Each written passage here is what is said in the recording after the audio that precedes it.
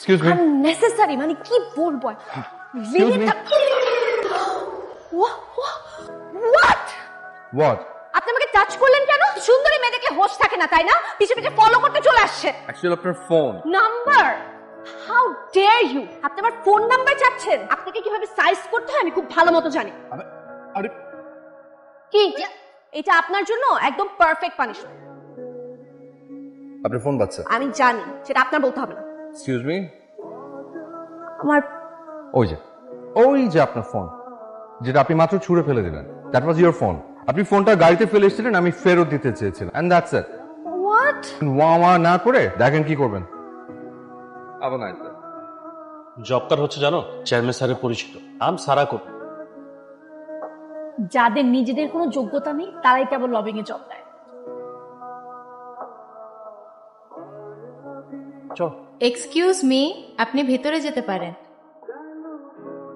Sir আমি ও আপনি সারা না, সারা কবির। আপনার অ্যাপয়েন্টমেন্ট লেটার রেডি আছে। না না স্যার, আপনি শুনুন, ভনিতা করার কোনো দরকার নেই। আমরা জানি মানে আজকাল তো আসলে এখানে লবি নিয়েই কাজ হয়। চেয়ারম্যান স্যার আমাকে সমস্ত ইনস্ট্রাকশন দিয়ে দিয়েছেন। এই যে আপনার কন্ট্যাক্ট পেপার, প্লিজ এটা একটু সাইন করে দিন।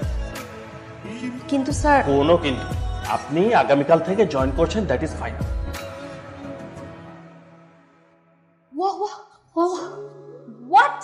আপনি এখানে কি করছেন? আমার একই কথা, আপনি এখানে কি করছেন? আমাকে ফলো করতে করতে আমার পিছে পিছে চলে এসেছেন তাই তো? এক্সকিউজ মি, আপনি এমন কেউ না যে আপনাকে ফলো করতে হবে। এই অফিস। ও আপনি এই অফিসে কাজ করেন? আমিও করি। তাই নাকি? তা কোন ডিপার্টমেন্টে? আমি এমডি নাভান আশরাফের অ্যাসিস্ট্যান্ট, আজকেই জয়েন করেছি। ও মাই গড, তাই নাকি? আসসালামু আলাইকুম। ওয়ালাইকুম সালাম। ভয় পেলেন তাই তো? একদম, ওই লিফটটা চলে এসেছে। আপনি জানেন, আপনি তো আবার ভিআইপি মানুষ, বিস্তারের কাছের মানুষ। এখন আসছেন লাইনে। আচ্ছা, আজকে না তোর অফিসে নতুন একজন অ্যাসিস্ট্যান্ট জয়েন করার কথা? হ্যাঁ, অ্যাপয়েন্টমেন্ট লেটার আজকেই পেয়েছে, জয়েন করবে কালকে। ওই বাসার সাহেবই সবকিছু ডিল করছে। হ্যাঁ, আমি বাসার সাহেবকে সবকিছু বুঝিয়ে দিয়েছি। স্যার, ওই আমার কাজ যদি একটু অফিসিয়ালি বুঝিয়ে দিতেন। মিস সারা, আপনার কাজ বুঝিয়ে দেবেন আমাদের MD. May I come in sir? Just come in. ঠিক আছে, আপনি রাখছি তাহলে। হ্যালো স্যার, সারা আপনার নতুন assistant. Yeah, I know. What? আপনি এখানে কি করছেন? আপনার তো সাহস কম না, আপনি আমার স্যারের চেয়ারে বসে কি সমস্যা আপনার? আমার কোনো সমস্যা নেই। সমস্যা হচ্ছে আপনার ওই স্যারটা আমি নাভান আশরাফ, ম্যানেজিং ডিরেক্টর, এবং আপনার ওই sir. What? Sir sorry, I am really very sorry. আমি যদি কোনো সাধারণ এমপ্লয়ি হতাম তাহলে তো মনে হয় আপনি জীবনে কোনোদিন সরি বলতেন না, তাই না? জি স্যার, কোনোদিনও বলতাম না স্যার। আপনার কাজ হচ্ছে পিস দেখে দেখে প্রত্যেকটা ফাইল খুঁজে নিয়ে আসা। আমার শত্রুকে এরকম বস দিও না আল্লাহ প্লিজ। তোমার কাছে আমি বললাম একটা কথা। আপনি এতক্ষণ লাগে একটা ফাইল। আপনি কি আমার গলায় এভাবে ঝুলে থাকবেন?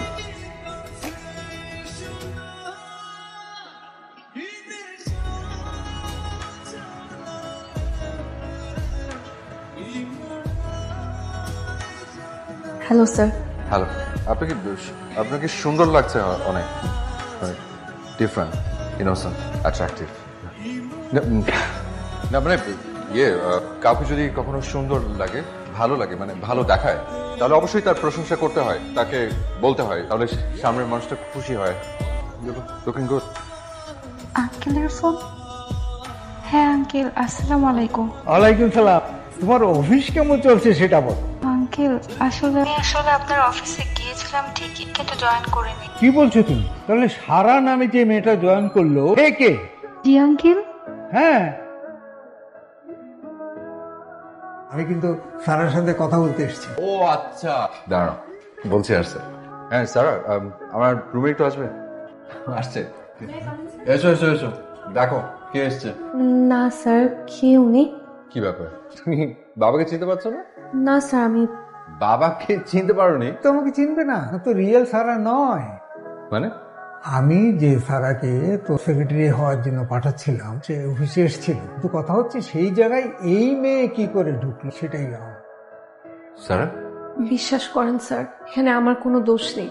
আপনি তো আমাকে চেনেন, আমি মিথ্যা কথা বলতে পারি না স্যার। আমি সত্যি বলছি, আমি যেদিন অফিসে ইন্টারভিউ দিতে আসি আমার সাথে সারা কবির ছিলেন।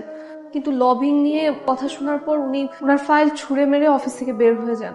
আমি শুধু কিউরিওসিটির জন্য ফাইলটা হাতে নিয়ে দেখছিলাম, তখনই আমাকে ইন্টারভিউর জন্য ডাক দেয়। আর বাসার স্যার আমার হাতে সারা কবিরের ফাইল দেখে মনে করেন আমি সারা কবির, কিন্তু আমি সারা না, আমি আলভি। আমি আপনাকে সত্যিটা বলার অনেকবার চেষ্টা করেছি স্যার, কিন্তু পারিনি। কিন্তু আমি আর অন্য কারো পরিচিত হতে চাই না। I am sorry sir. কিন্তু এই মেয়ে এই মুহূর্ত থেকে এই অফিস থেকে চলে যাবে। Get out, please get out.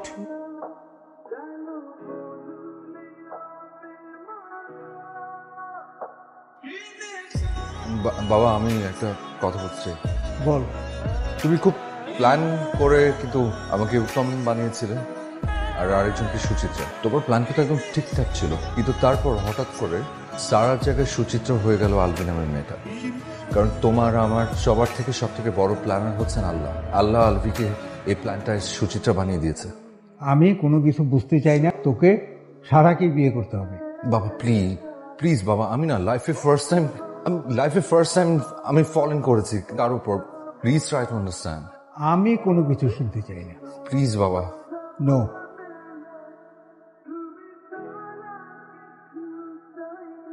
বাবা সবাই হা করে তাকাচ্ছে, আমার হাত ধরে কোনো বাচ্চাদের মতো নিয়ে যাচ্ছে। বলবে তো কোথায় যাচ্ছি আমরা, কেন এসেছি? আমরা একটা স্পেশাল গেস্টের সঙ্গে তোকে পরিচয় করি। সেই স্পেশাল গেস্টটাকে আমি অনেকবার জিজ্ঞেস করছি, আমাকে বলতে হবে। সুচিত্রা সেন। Sir what? সুচিত্রা সেন?